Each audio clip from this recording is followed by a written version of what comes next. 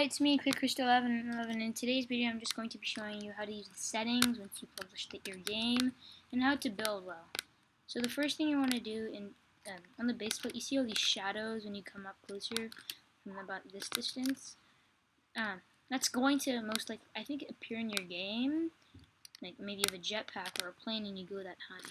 So it's not going to look very good. So you go to base plate and you click cast shadow off. And then you can also change the color.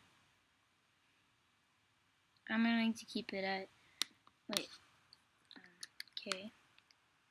at the new normal darkstone gray, and then you can also change it so reflectance, it copies all the whatever it's facing, and then if you turn that off, transparency makes it invisible, but you can still collide with it, and see if you go to base. You can't click base plate. You can unlock it though, which I wouldn't recommend doing because that could really mess up your game. You could click that. And see if you click can collide off, then you can fall through the land. See locked makes it locked, because then you can move it, unlock it. And see, so the first thing we're going to do is use of parts. You can use free models, but I just don't think it's better to use your own, I would say, because maybe someone finds out that they have someone's contacts for a free model and you use it, they want credit, but you want to make it look like you made the game, so why not use your own? So you want to click an F to go up to it, and you can just scale it, move it. Also remember to keep constraints and collisions off unless you're doing something very specific, and then you can see how you can do it like that.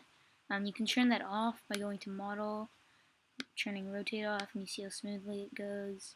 And then move, just make it 10, and you can see that now the move is by these sector areas. I usually keep only rotate on because usually I would rotate it to an exact angle. And so you can change it to sphere, a circle, a 3D circle, a wedge, or a cylinder. Let's see, just take it there.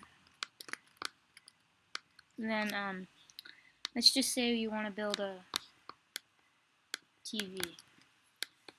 You can use a free model, but you can also build your own. And then you can customize it without going through the Explorer and all that. Let's see, like a TV, maybe this, and then you can Command D or Control D if you're on Windows.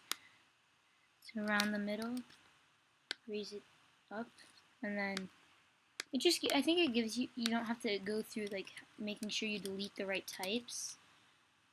You don't delete something wrong in the model that you didn't make, and so you can customize it without worrying, oh, I might have done this wrong. See if we just bring that up, and then duplicate it, bring it back, make this, should we pick that up, let's raise it out a little,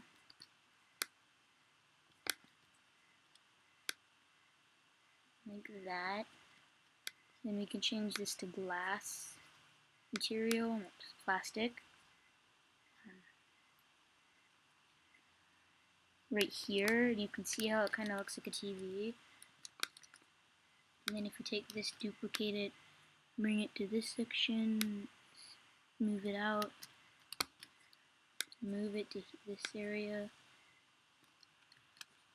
And since we have rotate on by 10 studs, you can move it like that, and then click that again, and then you remember to use of the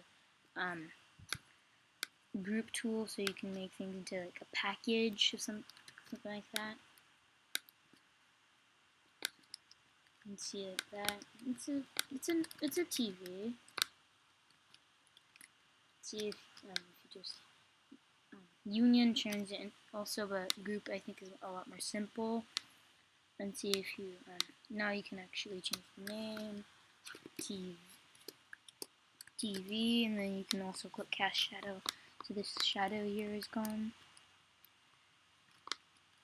And you can see how, because it overlaps, it moves like that, and it appears. So you just there, and then cast shadow off. See, the shadow is gone, and then also let's pick this.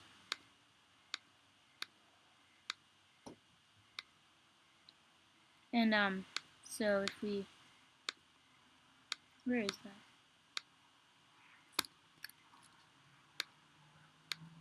Ah, there. And then if we just scale it out from there a little, and that's a TV. And then so remember to also use different of these, and then you can combine them into your own shape. If you wanted to make a sword, maybe duplicate that, rotate it, and then move it. And then you want to maybe group this. You can group models into a model. So if I had two models, you can group that into one model. See if you take a cylinder, and then expand it, scale tool.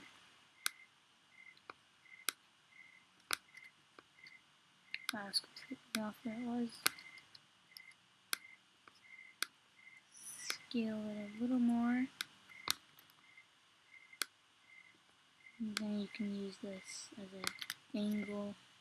And then maybe duplicate that, bring it up, and then add maybe another wedge. Maybe you want a rounded tip, use a sphere. And then take it, thin it down a lot, and then duplicate it, bring this up, and then let's rotate it.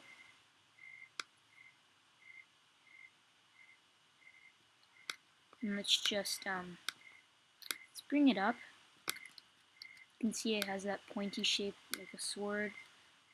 Group it, and then if we go back to select, bring it back there, and then you can rotate it. You can press R or T, but I think it's better to just use rotate. You can be more exact with it.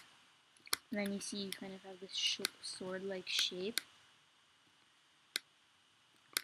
You can see it's this part one of the building tutorial, and then you of course can find a better sword, but again it's more customizable, easier to customize, I would say. Sword. Of course there are gonna be tools now. See, these are all sword tools. Yeah, see, starter pack. And now, yeah, see, there's a tool up there, and then TV. Of course, some of them will look a lot better, but again, you can still customize it more. And then game settings, of course, you need to publish the game. Let's just name it building tutorial.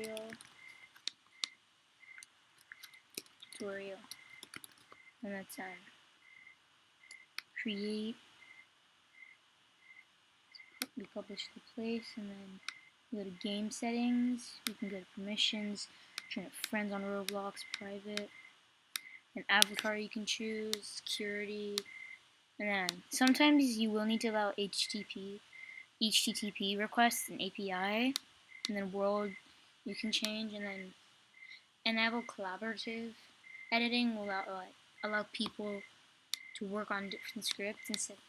I think something like that. In basic info, you can add the playable devices. Console would be Xbox, and then videos and things where you click to the sides, and then this is the actual icon, maybe on the front page. Permissions. And that's, I think, going to be it for the video. If you did enjoy, subscribe and like. Thanks for watching, and bye!